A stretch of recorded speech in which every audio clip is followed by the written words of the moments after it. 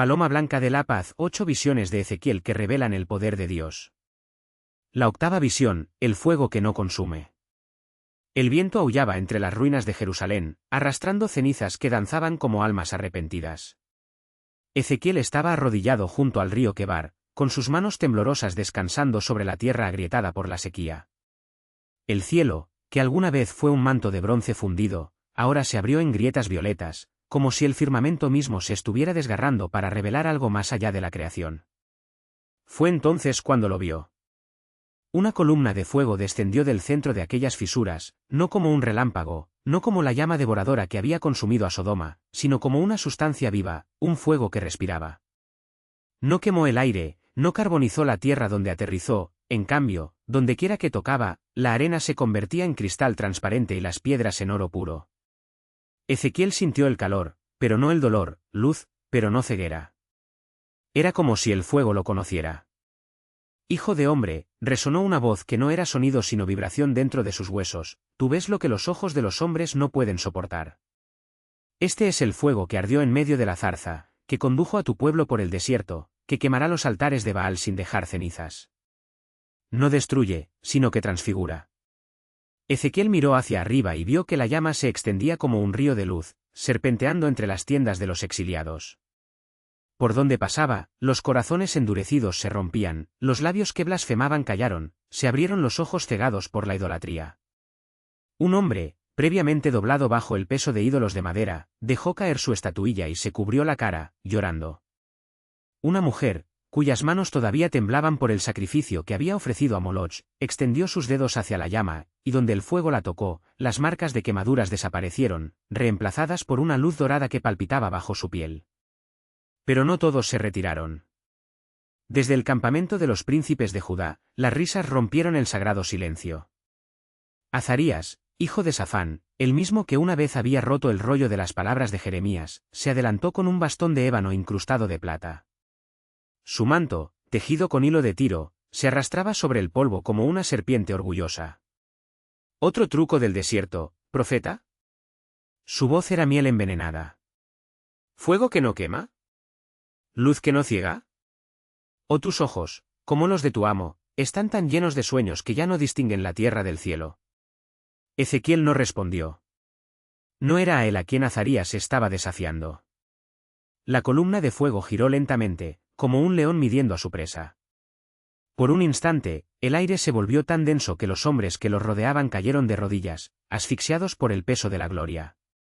Solo Azaria permaneció de pie, con los labios torcidos en una sonrisa que era más miedo que desdén. Entonces el fuego habló.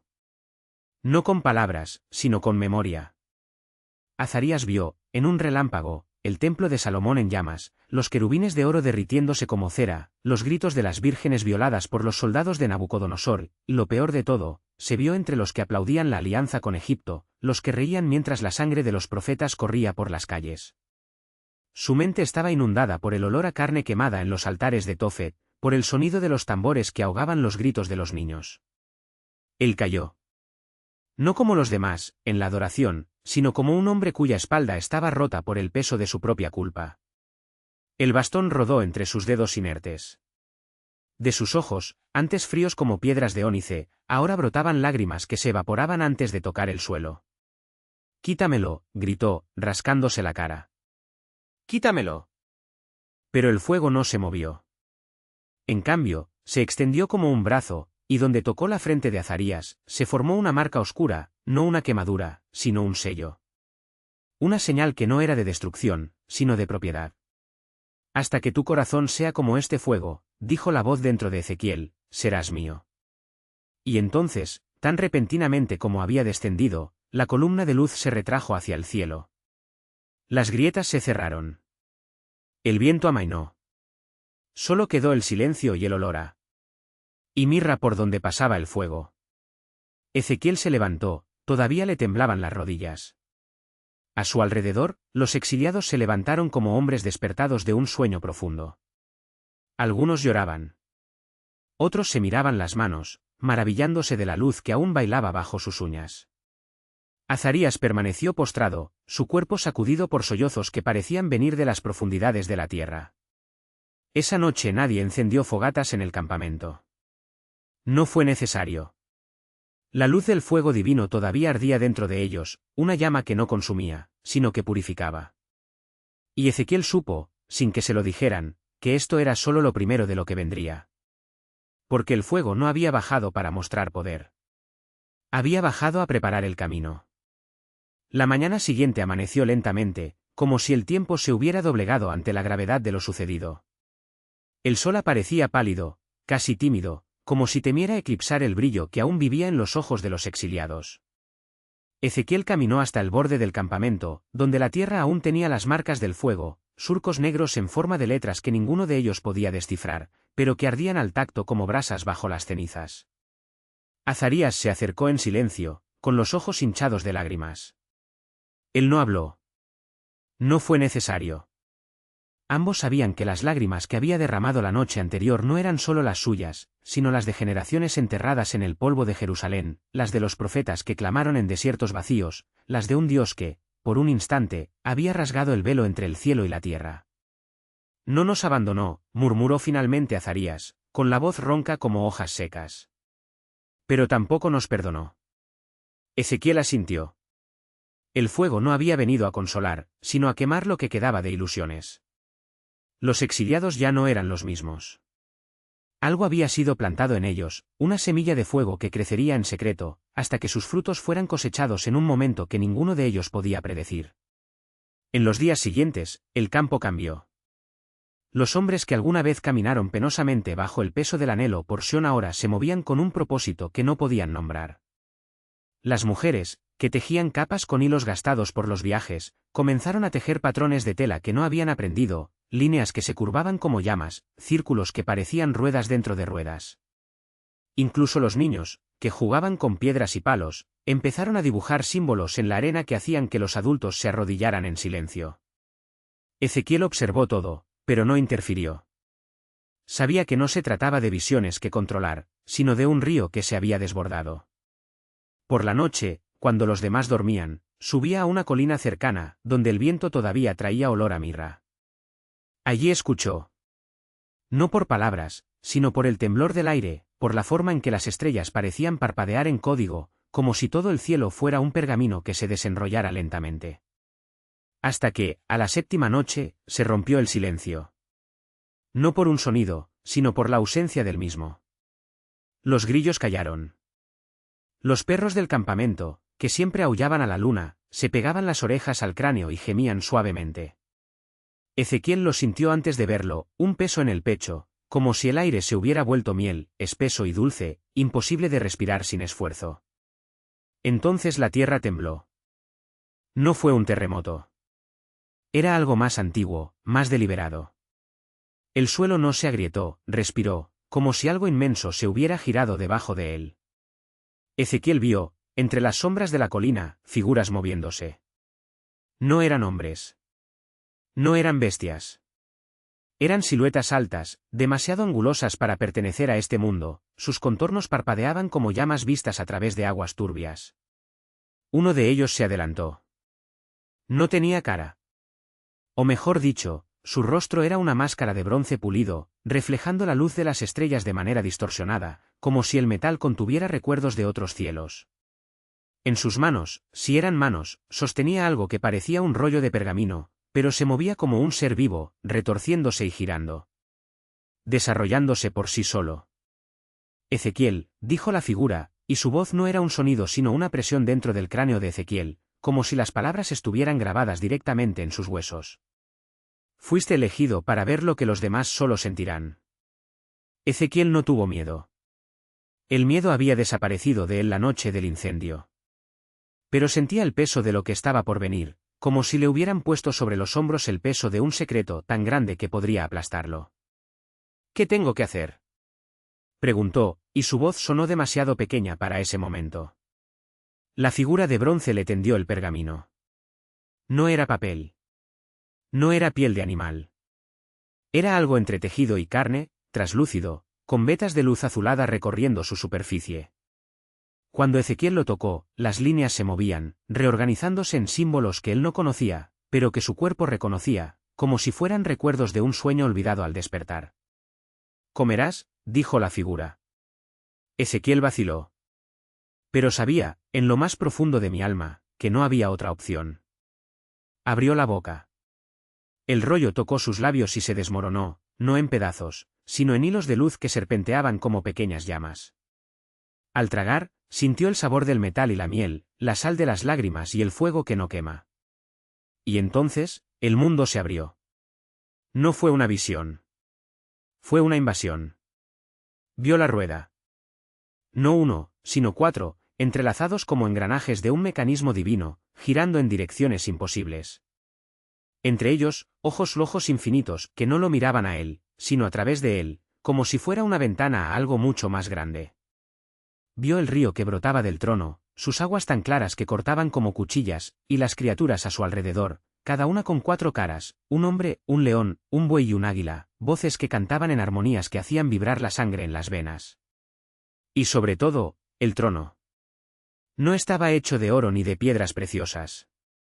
Estaba hecho de luz condensada, una sustancia que no era ni sólida ni líquida, pero ambas al mismo tiempo, cambiando de forma como las llamas de una fogata. Y sobre él. Ezequiel no podía mirar directamente.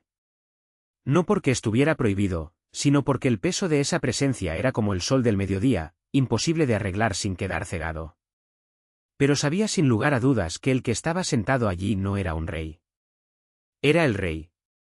Y que todo lo que había sucedido, el exilio, el fuego, el pergamino, era solo el comienzo de un llamado que resonaría a través de los siglos, hasta que el último de los exiliados regresara a casa.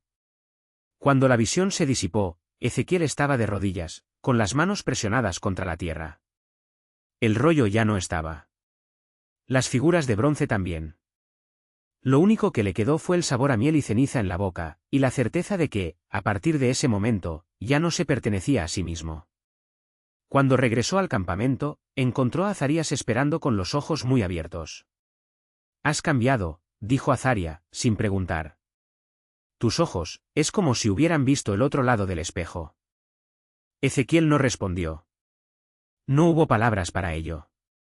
Pero cuando los niños corrieron hacia él y lo arrastraron para que viera los dibujos que habían hecho en la arena, reconoció los símbolos. Eran los mismos que había visto en el carrete. Los mismos que ahora ardían en su memoria, como brasas bajo las cenizas, esperando el momento para volver a arder. Y supe que cuando llegara ese momento, nada volvería a ser igual que antes. La noche caía sobre el desierto como un pesado manto, y el viento traía consigo murmullos sobrenaturales. Ezequiel estaba sentado junto al fuego, las llamas reflejándose en su rostro como lenguas de un idioma olvidado. Azaria lo observó desde la distancia, sus manos apretando su bastón hasta que sus nudillos se pusieron blancos. Los niños, ahora dormidos, habían dibujado en la arena no solo símbolos, sino también un mapa, o tal vez una advertencia. El rollo no se perdió. Lo habían secuestrado. Ezequiel cerró los ojos y vio, detrás de sus párpados, la figura de bronce moviéndose sin hacer ruido, sus miembros alargándose como sombras bajo la luna llena. No era una estatua. ¿Monja? Salir. Era un rastro, un fragmento de algo que había sido enterrado por manos que no temblaban de miedo sino de reverencia. Y ahora, al tocarlo, había despertado lo que no debía. ¿Lo sentiste? Azarías se acercó, en voz baja, como si temiera que las palabras pudieran llamar a lo que se cernía más allá de la luz del fuego. El suelo, respiró hoy. Ezequiel asintió. El desierto ya no era solo arena y piedra. Había algo debajo, algo que se estiraba, lentamente, como un cuerpo dormido que despierta de un sueño de siglos. Y los símbolos en las manos de los niños no eran garabatos inocentes. Eran llaves. A la mañana siguiente el pozo se secó. El agua que durante generaciones había brotado de las profundidades de la tierra desapareció, dejando solo un lecho agrietado, como piel seca por el sol. Los animales de la manada mugían inquietos, con los ojos muy abiertos hacia el horizonte, como si intuyeran lo que los hombres aún no podían ver. «Ya vienen», murmuró uno de los niños, señalando al vacío. Le temblaba el dedo, pero su voz era firme, como si repitiera palabras que no eran suyas. Ezequiel siguió la dirección del gesto. En el borde del desierto, donde la arena se encontraba con las rocas negras, el aire brillaba, no con calor, sino con algo más denso, como si el espacio mismo se plegara sobre sí mismo. Y entonces lo vio, figuras altas, envueltas en capas que no eran de tela sino de una sustancia que absorbía la luz. No caminaron. Se deslizaron. Azarías tomó su bastón y trazó un círculo en la arena, alrededor de él y de Ezequiel. Eso no los detendrá, dijo Ezequiel, aunque sabía que cualquier barrera física sería tan inútil como tratar de contener el viento con las manos. No es para detenerlos, respondió Azaria, con los ojos fijos en el horizonte. Es para que cuando lleguen sepan que nosotros también lo sabemos. Los niños, uno a uno, se fueron uniendo a ellos dentro del círculo. Ninguno lloró.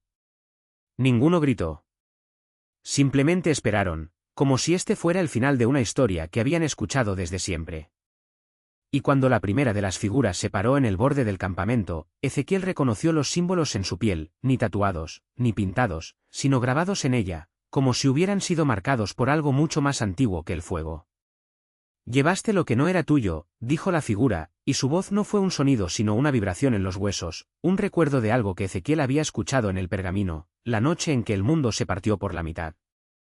Él no respondió. No había excusas para lo que había hecho.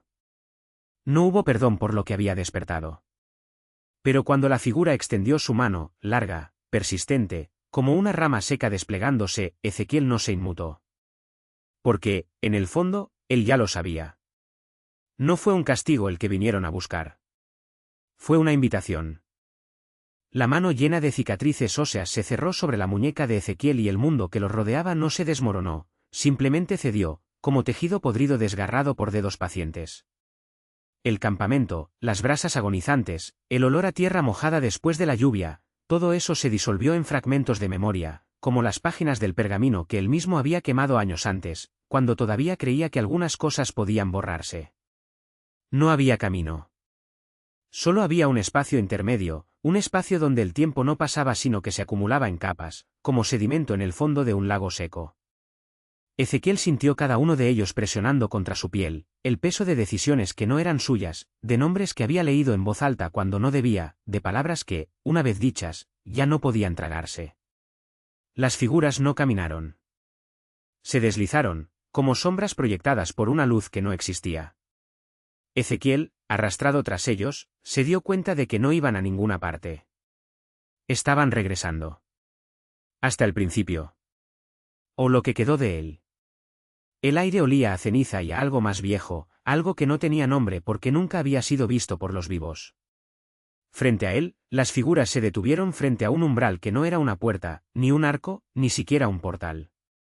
Hubo una grieta, era una ausencia tallada en la estructura del mundo, un lugar donde la realidad había sido unida mal, desalineada deliberadamente para que cosas como esas pudieran escapar. Ya conoces las reglas, dijo la primera figura, y esta vez su voz era un coro de voces, algunas humanas, otras no, todas entrelazadas como raíces bajo la tierra. Ezequiel lo sabía. Lo había leído. Había robado conocimiento, como un ladrón que roba la llave de su propio celular sin saber que la cerradura no era para él. No sale nada, murmuró, y sus palabras resonaron como si hubieran sido dichas 1000 veces antes, por 1000 bocas. Nada vuelve. La figura inclinó la cabeza, un gesto que no era ni de asentimiento ni de negación, sino de algo mucho más antiguo que ambos. Nada debería. Pero trajiste algo contigo. Algo que no pertenece a este lado. Ezequiel sintió el peso en el bolsillo interior de su abrigo, donde guardaba el último fragmento del pergamino, tan desgastado por el tiempo y el tacto que las letras ya no formaban palabras, solo surcos en la piel del pergamino. No recordaba haberlo puesto allí. No recordaba haberlo salvado de las llamas. Pero ahora sabía por qué. Querrán recuperarlo, dijo, y su voz sonó extraña, como si ya estuviera parcialmente del otro lado. Son los de regreso, respondió la figura. Y tú también. La mano en su muñeca se apretó, no con fuerza, pero con una certeza que dolía más que cualquier torniquete. Ezequiel cerró los ojos. Cuando los abrió, se encontraba frente a una mesa de piedra, tan alta que apenas podía ver su superficie. Encima había un libro abierto, sus páginas no eran de papel sino de algo que parecía carne seca, estiradas hasta volverse traslúcidas. Las letras se movían como hormigas bajo la corteza de un árbol, reescribiéndose en un ciclo interminable. A su alrededor, las figuras ya no eran figuras. Eran ellos, los que habían sido nombrados en el pergamino, los que habían sido llamados por él en esa noche de desesperación cuando el mundo se resquebrajó y pensó que podía arreglarlo. Sus rostros no tenían rasgos, solo su sugerencia, como máscaras desgastadas por el tiempo. Nos diste nombres, dijo uno de ellos, y la voz era la de Ezequiel, pero más vieja, más desgastada. Ahora te damos el tuyo. No preguntó qué era. Ya lo sabía. Era el nombre que había sido tachado del pergamino incluso antes de que él naciera. El nombre que pertenecía al espacio en blanco entre líneas, al silencio que separaba una maldición de otra. El nombre de la persona que lo porta. La mano que había seguido la suya hasta allí, ahora una suya, se cerró sobre el fragmento del pergamino que llevaba en el bolsillo. Lo retiró y el pergamino se convirtió en cenizas incluso antes de tocar la mesa. No importó. Las palabras ya estaban allí, grabadas en las páginas de carne, esperando ser leídas de nuevo. ¿Cuándo?, preguntó, aunque sabía que la pregunta era inútil. Siempre, respondieron, y esta vez era un coro perfecto, una sola voz con miles de gargantas. Y esta vez no quemarás nada. Ezequiel respiró hondo. El aire olía a polvo y pintura seca. Luego empezó a leer. Las palabras corrieron por sus brazos como venas de tinta, llenando los vacíos que siempre había sabido que existían pero que nunca se había atrevido a nombrar. Cada sílaba era un viejo peso que volvía a ser puesto en su lugar, cada verso una cicatriz que finalmente dejaba de doler al ser reconocida. Los nombres en el pergamino ya no eran sombras, eran espejos.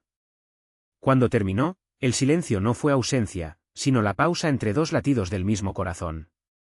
Las miles de gargantas callaron, no porque se hubieran ido, sino porque ahora también habitaban su voz. Ezequiel se miró las manos. Las líneas de las palmas, antes fracturas de un destino incompleto, formaban ahora un mapa legible. Ya no había espacios en blanco entre maldiciones, ningún nombre tachado antes del nacimiento. Solo quedaba lo que siempre había sido suyo, la carga, el recuerdo y la elección de llevarlos sin quemar nada. Afuera, el viento llevaba las últimas cenizas del pergamino, pero el polvo, ese polvo antiguo, hecho de letras y huesos, se posó sobre sus hombros como un manto.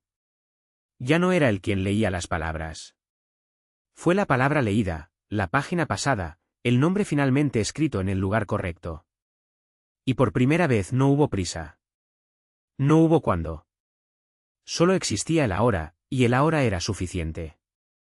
Ezequiel cerró los ojos. Cuando los abrió, la habitación estaba vacía, pero el mundo exterior palpitaba con el peso de todas las historias que finalmente podían contarse. Dio el primer paso, no hacia el final, sino hacia el centro de todo, donde siempre había estado. Y empezó a caminar.